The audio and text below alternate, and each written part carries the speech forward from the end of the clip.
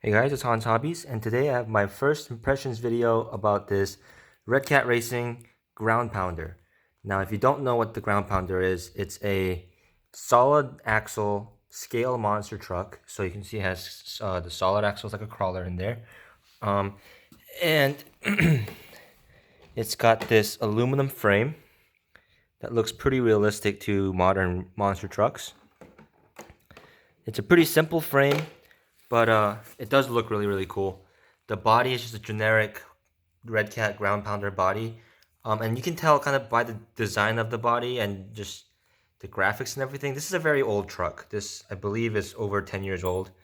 It is from one of Redcat's earlier vehicles that they've been kind of like updating here and there every once in a while.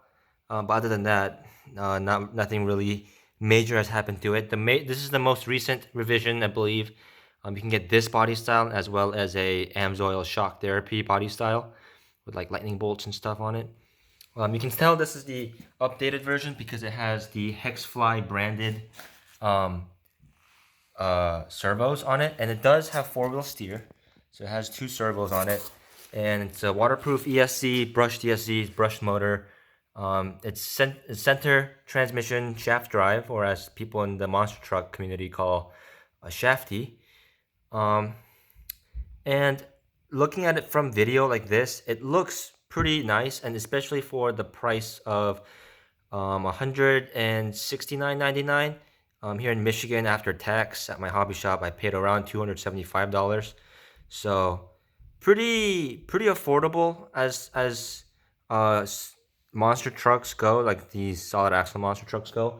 The Clodbuster costs around there for the kit, but you do have to realize that that doesn't include the servo, it doesn't include the radio, it doesn't include a battery. And by the time you add all that, it becomes quite a bit more. And this does have a lot more features than the Clodbuster. Um, it has soft tires, but I'll get to the tires later because I have something to say about that. It has really big, thick aluminum shocks with adjustable threaded collars. Obviously, the aluminum chassis. It comes with a battery. It comes with this radio, which is a pretty interesting radio. I'll talk about this in a second too. Two servos, four-wheel steer out of the box, just fully ready to run, painted body, everything. So from the surface, it does look like a good deal, but as soon as you open it and just touch it, you can kind of tell one that it is an older Redcat vehicle, so it's one of those that where the build quality is kind of hit or miss. The materials aren't the greatest, so it's definitely not the level of quality that the, let's say, like the Redcat Gen 7 is, or the Redcat Gen 8 is.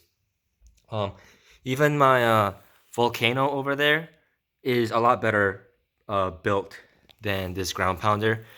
Um, so it's not because it's like a Chinese vehicle that they rebranded. I believe this is unique to Redcat, but it was like their first attempt at trying to make their own vehicle. The chassis is Redcat. I believe it's like an aftermarket chassis that they branded. Um, so it is a pretty interesting truck. The tires, the wheels look decent. I'm not a fan of chrome wheels, but the wheels look decent.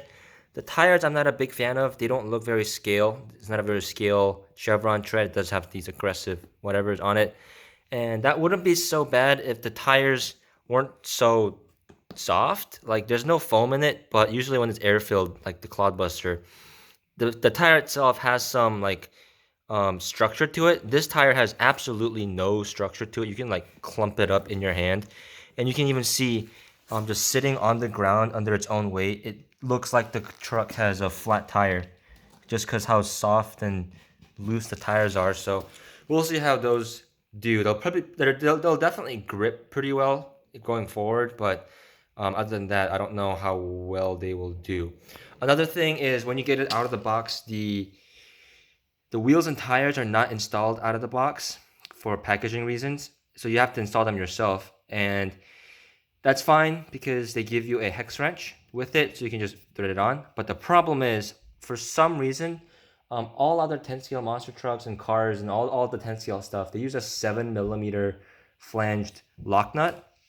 But for some reason, this truck has 8mm nuts, but they don't give you an 8mm wrench. They give you a 7mm wrench. So you're gonna have to source your own 8mm wrench to get the wheels on, to get it all ready to go.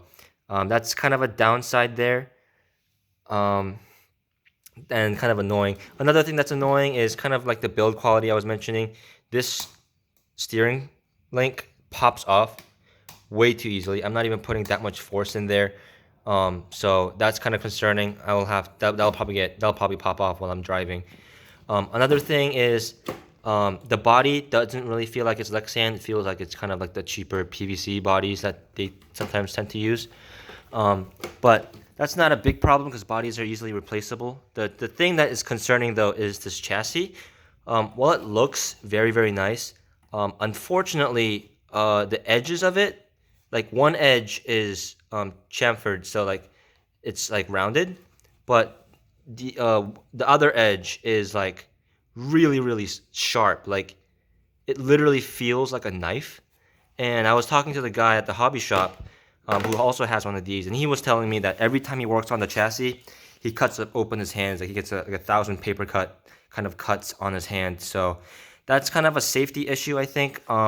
That's something you're definitely gonna have to be careful with. Either wear gloves while working on this, or kind of take a file and just file the chassis down. Like that's pretty low quality, I think. As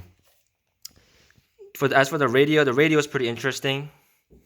It's a really old radio, Lansu. It's a really old model that they used to use. It feels very crappy and feels very cheap. It's obviously a 27 megahertz radio that they've converted to 2.4, but it does have this cool little digital screen in it, because the truck has multiple steering functions. It has the front steer. You press this button here. It has four-wheel steer. It's crab walking. Four-wheel steer, actually steering. And then it has rear only steer. So that is pretty interesting and pretty cool. I'll use this for now, I guess. The wheel has a foam on it. It doesn't feel bad in your hand. It just feels kind of cheap. The one last thing I wanted to talk about is kind of comparing it to my Clodbuster. So here it is next to my Clodbuster, and my Clodbuster is basically stock except for the Axelon servo, the servo-mounted axle, and the body. But you can see the Clodbuster definitely has much larger wheels, well, at least slightly larger wheels, and the axles are obviously a lot thicker. And just the overall size, they're pretty comparable. The Redcat is slightly longer in wheelbase, so it's a little bit more modern style rather than the Clodbuster's more retro style. But they're pretty comparable in size. The Redcat's body is actually slightly undersized, I think. So that's just a quick little size comparison there. And let's see how this thing runs real quick. So this is what just the two-wheel steer, then the front. It is pretty slow. It's about comparable to the Clodbuster speed. It might get a little bit faster with the better battery. It's already kind of bogging out, because it does have a really weak battery.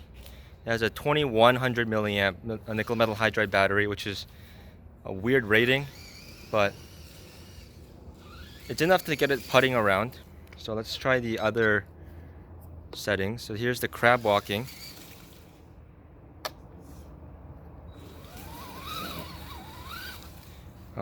Here's the four-wheel steer. So that all seems to work pretty well. And here's the rear steer. So yeah, it's pretty interesting. I like the concept. I just wish the build quality was a little bit better.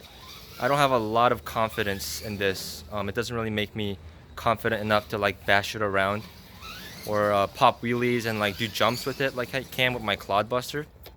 Because my Clodbuster feels invincible, basically. The only thing keeping me from really bashing on that truck is just I like my body on it. But Yeah, this one kind of feels fragile. The plastics are also pretty hard at weird places and then really, really soft in other places. So that's kind of weird. The tires, as expected, on a hard surface, um, they don't work very well at all. Oop. There's a little durability test right off the bat, I guess. So it didn't seem to break anything, but yeah, I don't have a lot of confidence in this truck, and also for some reason it seems like it's really weak in reverse. So I'll have to check that out real quick. Let's jump it off this little porch and see if it'll do any jumps.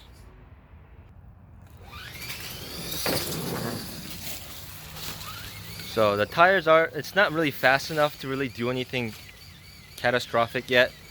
Um, it definitely needs some work out of the box. It's really slow, and it's not. Yeah, the battery's dead. It's really not powerful at all. But yeah, that's my first look at the Redcat Racing Ground Pounder. I don't know. Like, kind of mixed feelings about it. It definitely could be a lot better. Better with a little bit of work. But definitely don't expect a amazing monster truck right out of the box. So, but anyway, thank you guys for watching. If you guys enjoyed this, please give me a like, leave a comment down below, subscribe, all that good YouTube shenanigans, and more to come on this later. So I'll see you guys next time.